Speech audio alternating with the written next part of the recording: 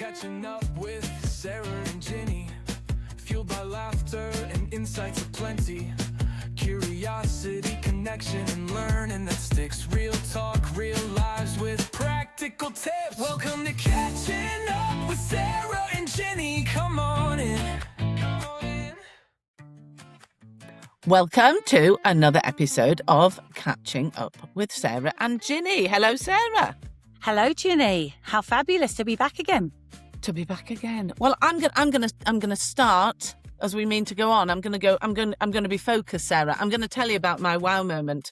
My wow moment, and it will resonate, I think, with Senko's, was a meeting I had with an outside agent, and it was a really important meeting, and the person leading the meeting was brilliant. The introduction they did, it was a virtual meeting for everyone, and the introduction they did was very clear about expectations on everybody and the fact that everybody's voice would be heard. And I felt completely at ease in the meeting as the meeting began, because there was just this feeling of everyone was going to be heard. It was an open forum, and I just felt really at ease. And then what I loved next was that the person leading the meeting immediately went to the parents first.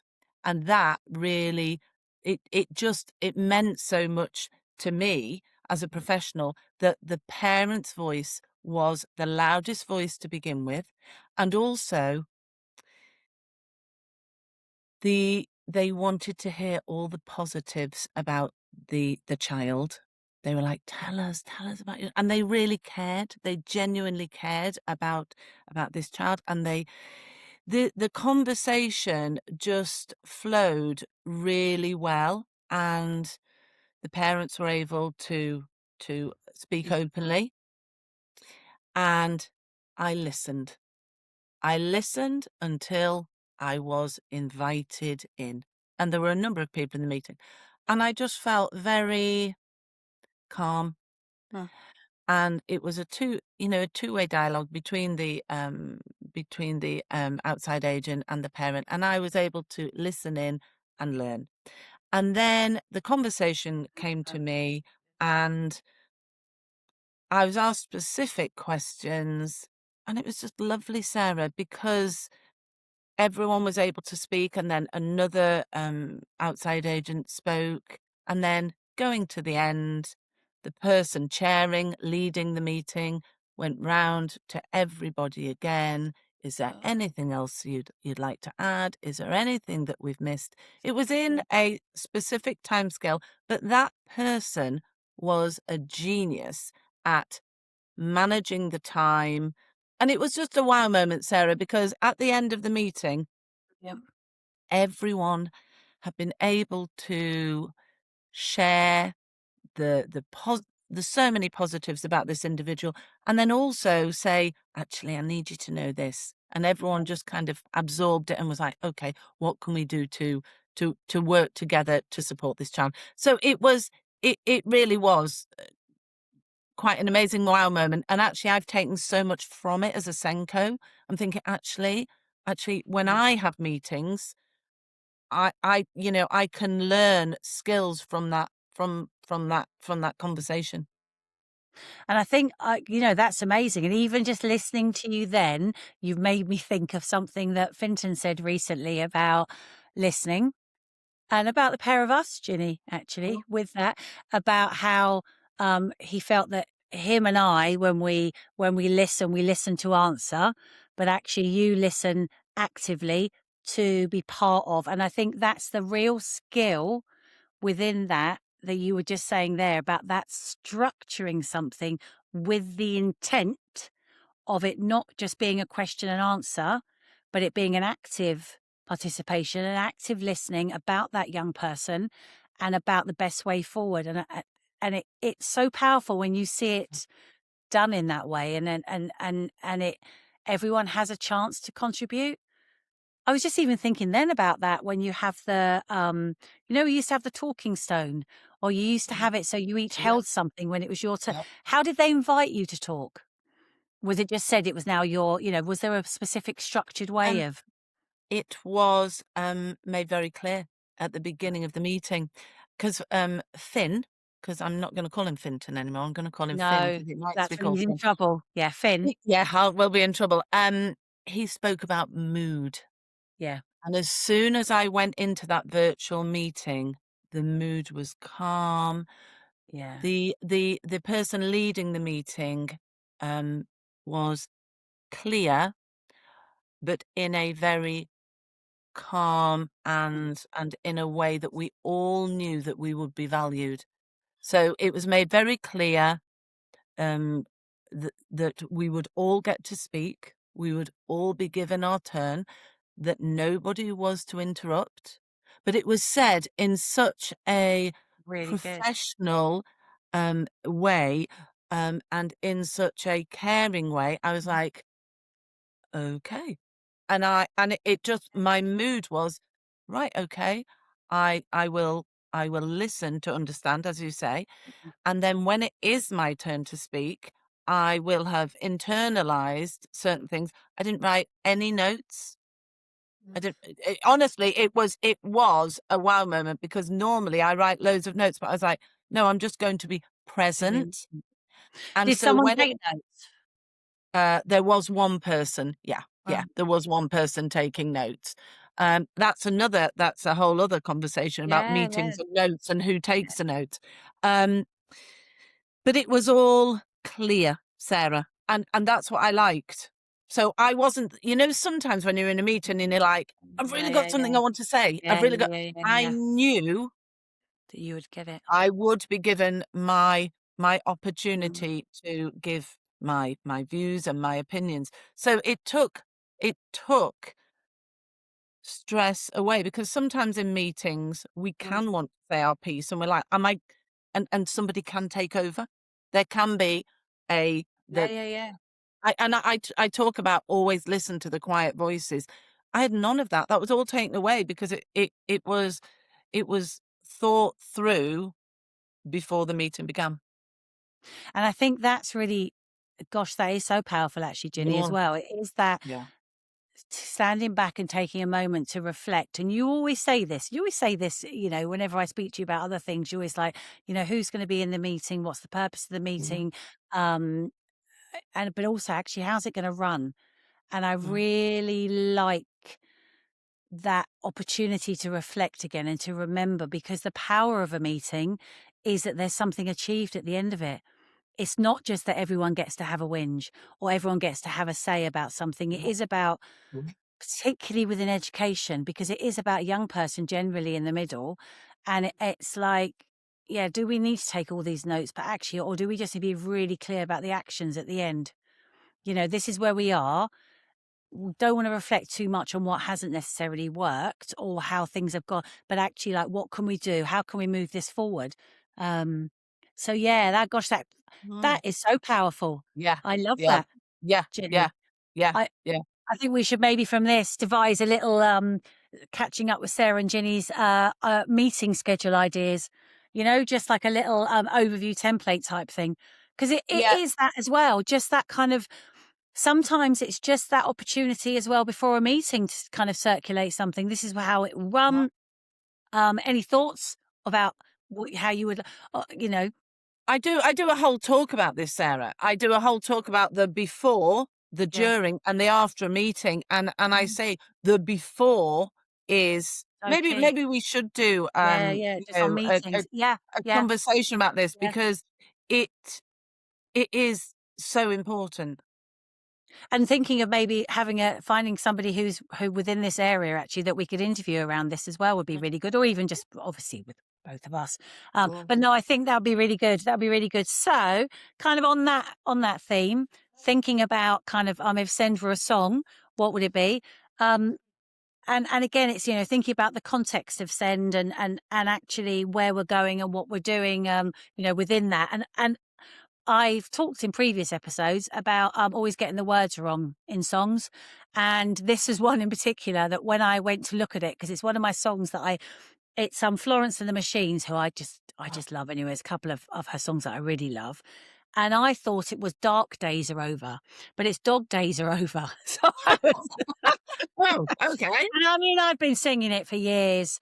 And it's just really, really, really important, because I've just looked, actually, what is it? I actually looked just before this, what does Dog Days Are Over mean? And actually my favorite little Google friend has said it's a hymn of praise to happiness. Oh, And it's saying, the dog days of summer. The dog days of summer are considered the hottest and unbearable days. So Florence is singing about the unbearable days being over. And I was like, I just love that. wow. I just love the power of that. And I Yes. think we talk a lot about power and the power of perception, the power of the lens we're viewing things through, the power of our mood. And Yes. actually, how do you shift that? How do you give yourself that opportunity to be curious, to be optimistic? Because actually, unless we're curious and optimistic and actually positive as we take that next step forward, it's really difficult, particularly in the current context. There's so many things now which are really kind of going against keeping that positive mindset. We're not going to be able to have the capacity, the skills, the space to just look at things in a way that might lead to positive solutions. So I think it's that, actually it's a kind of song of optimism. We're heading forward. We're going to be moving towards days that are going to be a bit easier. Yeah. And I think and actually we kind of have to look at it like that. I think acknowledging the dog days, which are Yeah. the trickier days, and Yeah. going and actually naming them. Going, do you Yeah. know what? That was a dog. That was a dog day, or I've got a dog Okay. day Yeah. coming up, and Yeah. going. Yeah. But I don't know what the opposite of a dog day is. I want to say a cat Well, day. no, That was but no, tomorrow brings a whole new opportunity of who yes, knows what. yes. But and also, if we are having a tricky day, talking it through with someone and Yeah. understanding why that happened, and if something similar is going to come up, at how can we potentially do it slightly differently, or how can we get ready for it? From my point of view, if I've got something coming up that is going to be challenging, I have to be planned, and I have to be Yeah, planned yeah, yeah. in advance. And I know that now, because I've reflected on those tricky things, and actually to be planned well in advance helps me Yeah. calm down. So I love that. I love that idea of acknowledging our dog days. I love it. And I also, the other thing is, can you hear the horses? Because the horses are, because here they come. And basically saying that, because then the horses, when it's not unbearable, when it's not so hot, and suddenly the horses come out and start running. And actually it's all of that, isn't it? So the dog days, I love that. And it's about your community. It's about having Yep. support. It's about Yep. someone else actually seeing that you've had a hard day Yeah. and going, actually, you all right? And you're going, not really, I've had a really bad day. And having that supervision, or that vent, or that, Community. having that person to talk to who you value their opinion, who, if you say, actually, Yeah. what ways do you think I can potentially do this differently if this happens again? It's just that community, people working together. And it is also that actually there are some days particularly within the context of a school, which are harder. Actually the last day of term tends to be pretty tricky, Yes. or the first day back tends to be really tricky Yes. sometimes. And Yes. acknowledging that, what, we know when the dog days are. When Yes. we know when the heat's a bit unbearable. So Yes. therefore what we're going to do is going to make sure there's some great little tasty treats in the staff room, or we're going to make sure there's something light-hearted on the newsletter, Yeah. or that we've got, something kind of nice happening that day, because we appreciate those dog days. Yes. Then they're the horses running. Is that right? Have I got the analogy No, I right? think the horses Oh, run when the dog days are over. okay. Okay. I have Right. to look into it further, Ginny, which I shall. Okay. That's fine. I think, We're yeah. hyper-focused on this for the next week. Right. We're going to move on to a book, but we're not Yep. going to move on to a book, because I Oh, have got Teresa Kremin literally in my brain oh, since we went to the British yeah, Library, the National Literacy event, because it's in my head about this idea of mardling and talking. yeah. And it really just opened up a beautiful can of worms for me. And as I Oh, got on the train after the event, I'd picked up the Metro, I think it was, the Metro oh, newspaper. yes. Yeah, yeah. And what I did, Sarah, didn't I? I was taking photos of Yes, little yes. articles from the Metro. And I sent one article to Sarah because she was also on a train. So she was Yeah. like a captive audience. And Sarah was like, And I send me forgot to more. pick up a Metro. Ah, so I was sending Sarah Yeah. little snippets. I mean, one of them was about Tina Turner they're going to do Yep, like an avatar thing like ABBA, and they're going to have yep. like whatever it is, ABBA Voyage of Tina Turner. And we were literally mardling Yep. over WhatsApp about these Metro kind of little snippets. articles. Yeah. Yeah, and then I was having a sort out at home recently, and I came across the Yorkshire Post because that is my motherland. The Yorkshire Post for the week I was born, Sarah. Oh, wow.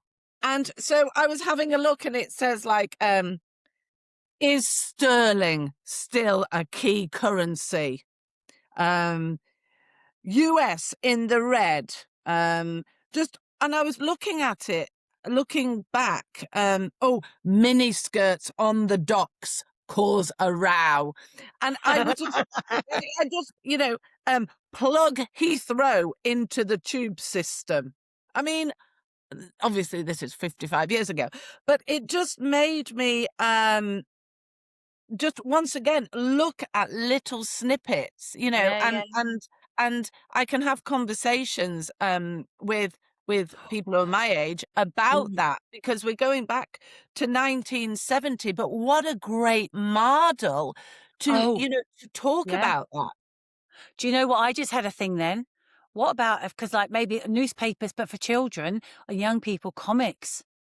Because Mm. even when I got that Mandy from 1986, I was like trying to have a little look at some of the things, and it said something along the lines about spring is coming and the brighter days are ahead or something, very similar to the song.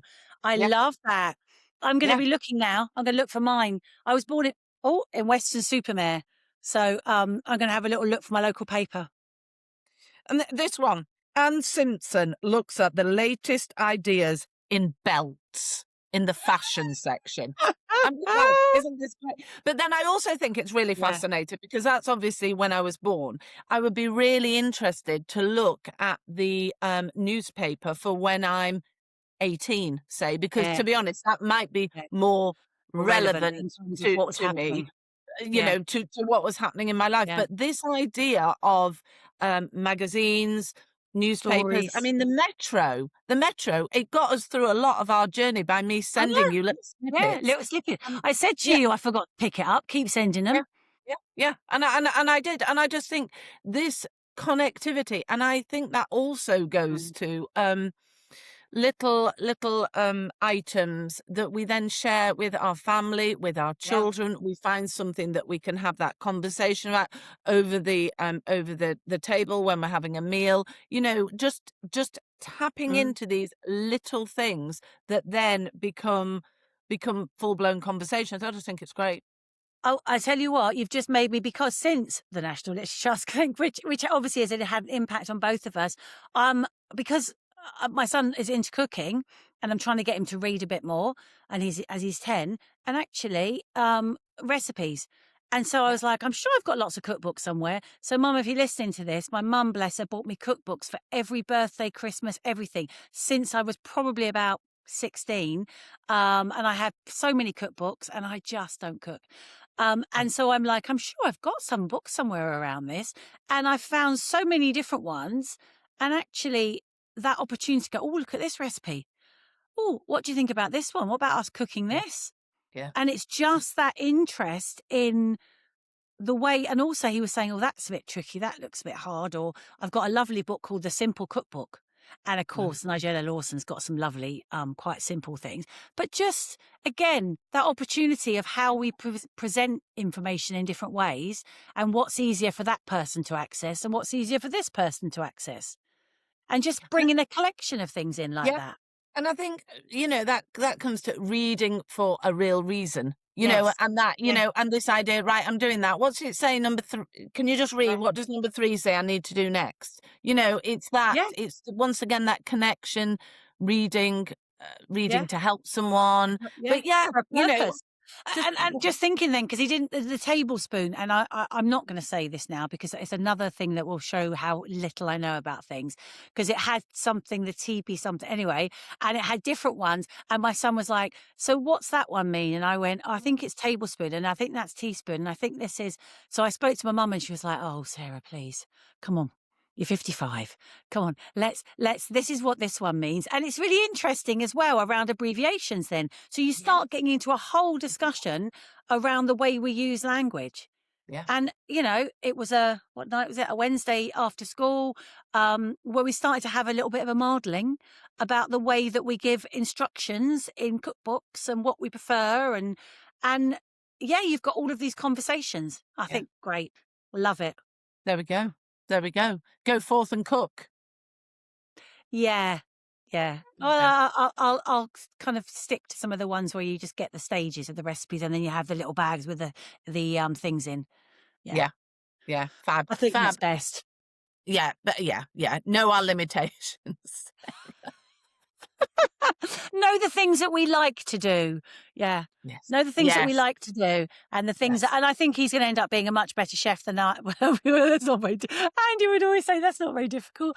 But it's really interesting the things that grab people's attention. Yeah. And you think they're going to be something like this. It's going to be really easy to do, and then actually, it's like I think I'd quite like to make this really complicated recipe. Yeah. There you go. Whenever I Google a recipe, it always starts with the word simple. So if I'm going to do anything, it just starts with easy. I Easy. start with easy or simple, and then I think there is a chance that I will be able to do it. But And there was a very good webinar that I was on recently around ADHD and the use of AI. And it was talking about kind of home hacks and things. And one of them was that the woman said that she takes a picture of the contents of her fridge and asks what it can make, what it can cook from what's in there. Or what would I need to put in my fridge to make some simple meals? These are the kind of things I like to eat. And it'll quite happily tell you what kind of things could be made. Wow. So, good hack. I am going to share on another episode a bad hack with AI, actually, because I've had a bit of a bad story, but I think I'll bring that one into some of the duck books when I talk about those as my recommended reads. Future episode. Stay tuned. Yeah, I'm like, I'm overwhelmed with what will happen in the future, Sarah. I love what it. will happen in the future? And do we need to start saying things like, and don't forget to subscribe? Well, we can. There we go. There we go. I've said it. Is that the first episode? It's out there. Where I talk about subscribing to find out what happens next. I love it, Sarah. I love it. I love it. Well, once again, it's just been a joy to find out so much through our chats. Our chats, we just find out so much. Never mind if anybody else does, but it's brilliant. And it's always a pleasure, Sarah. Never a chore. See you later. Till next time. Thanks for joining us this time on Catching Up with Sarah and Ginny. Always a pleasure and never a chore.